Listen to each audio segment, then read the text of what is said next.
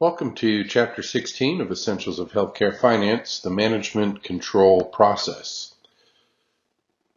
The budget is one of the most important documents of a healthcare organization and is the central document of the planning control cycle.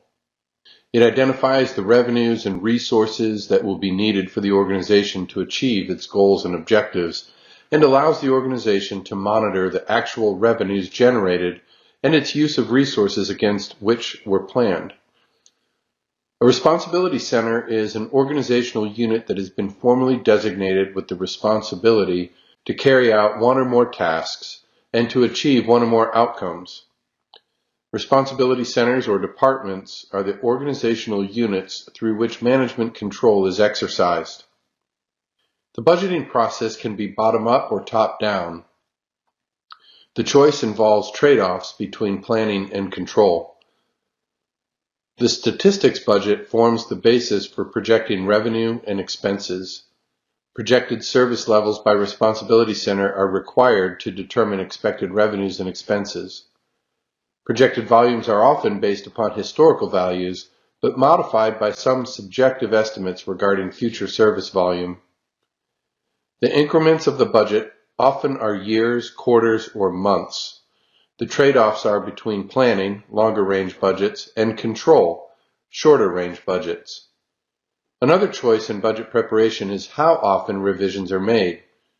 Zero base starts over every year or every other year. Rolling or continuous always covers the year ahead, 3 to 5 year plans. The learning objectives for this chapter are to define a budget and describe how management uses it. Explain the concept of management control and how budgeting is used as part of it. List sources of differences between budgeted and actual amounts. Explain the budgeting process.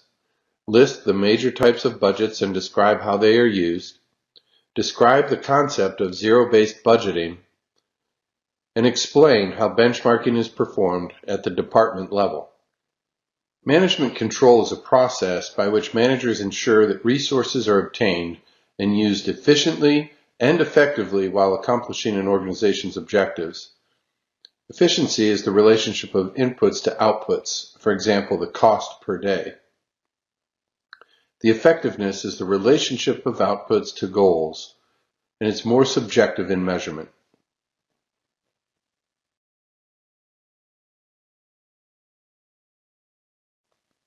Figure 16.1 shows an example hospital organization chart, and you can see the nursing services, other professional services, general services, fiscal services, and administrative services all have drill downs into specific departments or responsibility centers. In each of those centers, a budget will be created and will be measured against for efficiency and effectiveness.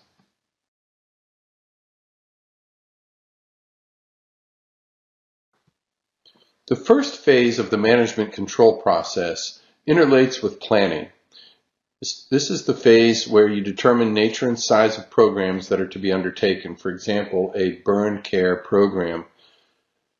The programming distinguishes between new and existing programs. Simply, new programs require capital investment analysis, whereas existing programs may be generated with a zero-based budgeting. When we look at budgeting, it can be defined as the quantitative expression of a plan of action, usually stated in monetary terms for a one-year period. It's a fancy way of saying that we're going to create a spreadsheet that has all of the elements in there that we expect in terms of revenue and expense in particular categories that we're going to measure over a year's time. Following the programming phase, we'll translate program decisions into the responsibility center action plans. The accounting of transactions follows the budgeting phase, and it reports the actual operations in terms of revenues and expenses compared to budgeted values. The analysis and reporting is the final phase of management control, and it compares budgeted values with actual values and explains deviations based on defined parameters. For instance, you may want to have an explanation for anything that has a certain percentage of variance, such as maybe 2% variance or 5%, whatever your organization decides is a reasonable threshold, or a certain dollar amount. The variance analysis is the primary tool. Typically, the budgeting participants include the governing board, who ultimately approves the overall budget, the CEO, who drives it down, the controller, who plays an integral role, and the responsibility center managers, who also have major contributing roles in the budget process, budget development process. And sometimes you may have a budget committee. Figure 16.4 illustrates the integration of the budgetary process, starting with the statistics budget, which flows down to the expense budget, revenue budget, which branches over to discretionary revenue or capital budget that may be required, and which funnels down to the cash budget and ultimately to the budgeted financial statements, which include the balance sheet and the revenue and expense document. The statistics budget answers the questions of whether healthcare firms react to demand or whether they create demand. And it also addresses who should develop the volume forecast, whether it's going to be a top-down versus a bottoms-up type of development.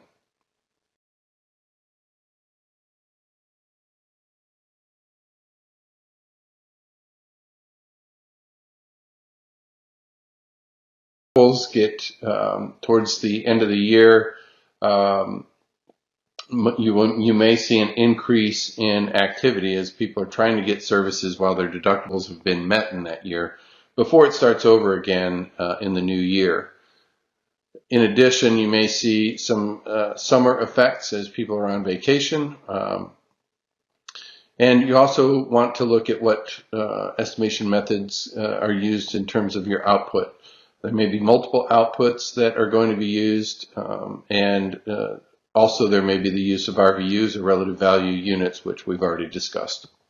The purpose of the statistics budget is to estimate the amount of service that is going to be offered.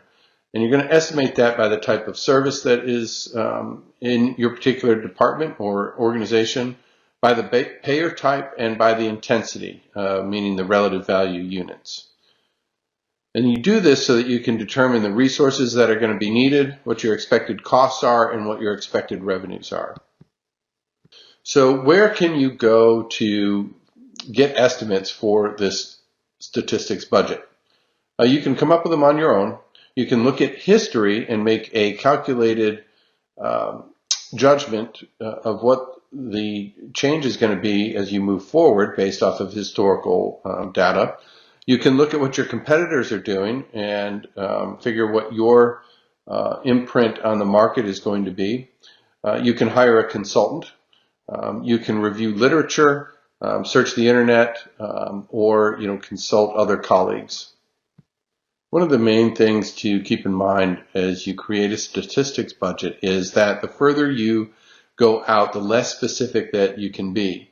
For instance, you can predict with greater accuracy activities in the next week versus 6 months from now, because there's a lot of unknown variables that may come into play. The other thing to be mindful of is not taking a certain amount and then just simply dividing by 12 and there's your monthly amount, because there are different factors that play into developing your budget in terms of seasonality, in terms of other factors that may impact the operations. There may be a planned construction project. You may have certain physicians that are out at a certain point in the year. It's not simply an equal division. The labor budget answers the question of how much and what type of personnel are required to provide the amount of service that is being planned for. It also helps determine salaries, wages, and benefits by position and by type, whether it's full-time, part-time, or PRN. A very important analysis for many department managers and directors and administrators is variance analysis. We're going to look at two things. The first is the formula where price variance equals the actual volume times the actual price less the actual volume times the budgeted price. We're also going to look at efficiency variance, which is the actual volume times the budgeted price less the budgeted volume times the budgeted price.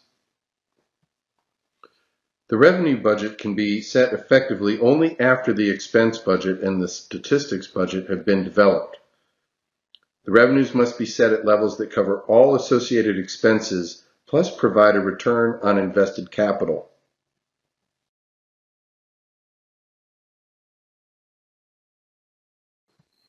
In this part of the revenue budget development, we're going to talk about pricing or rate setting. Specifically, this rate setting model is provided in this example in 16.5, figure 16.5, in which the sources of information to define the variables of the model are identified. But there are three parameters that have no identified source. That is the desired profit, the proportion of charge-paying patients, and the proportion of charge-paying patient revenue that is not collected. So in most situations, separate figures for the percentage of write-offs on charge-paying patients and the percentage of charge-paying patients are not available on the departmental basis. And so sometimes the best information available may be the percentage of bad debt write-offs on the total revenue for the institution as a whole. The cash budget is management's best indicator of the organization's expected short-run solvency. It translates all the previous budgets into a statement of cash inflows and outflows. It can be broken down by periods such as months or quarters within the total budget period. When we look at traditional versus zero-based budgeting, you can see that under traditional budgeting, it's based on a modest increase or decrease from year to year, tends to maintain existing programs, and is more difficult to start new programs or services, but relatively easy to implement. Whereas zero-based budgeting is based on a justification of importance of the program, it does not use the previous year's funding as a base for the current year. And facilities getting rid of ineffective or inefficient programs and starting new ones may find zero-based budgeting appropriate, and it does require considerable resources. One of the critical aspects to management control at the departmental or responsibility center level is access to relevant productivity standards. How much labor should be used to produce a certain level of output? So in general, there are three sources of productivity standards: the internally developed historical standards, the engineered standards, and the comparative group standards. The internally developed standards are based on historical performance and are the easiest and least costly method of productivity standard development. It is also the most commonly used method. For example, a hospital laundry and linen department may have a historical average of 20 hours of labor per 1,000 pounds of laundry. That historical average could be used to budget labor hours for the coming year. The biggest disadvantage of using this method is that historical averages do not provide information about relative efficiency. Is 20 hours of labor per 1,000 pounds of laundry an efficient level of productivity or not? The engineered standards can be developed with internal staff, or they can be developed with the help of an outside consultant. The key aspect to this method is an exhaustive study of the work setting and the definition of normative standards of productivity. For example, a consultant may determine that only 14 hours of labor is required per 1,000 pounds of laundry. Significant opportunities for cost reduction may result because of this engineered standard. The management problem of achieving this standard still remains, however, and there is no guarantee that the projected savings can be realized soon, if ever. The primary disadvantage of engineered standards is cost. The use of specialized internal staff or outside consultants can be costly. Comparative group productivity standards are available in most healthcare industry sectors. Sometimes associations that represent healthcare firms collect data and distribute them to members, or private firms may provide comparative group standards from survey data that they've collected.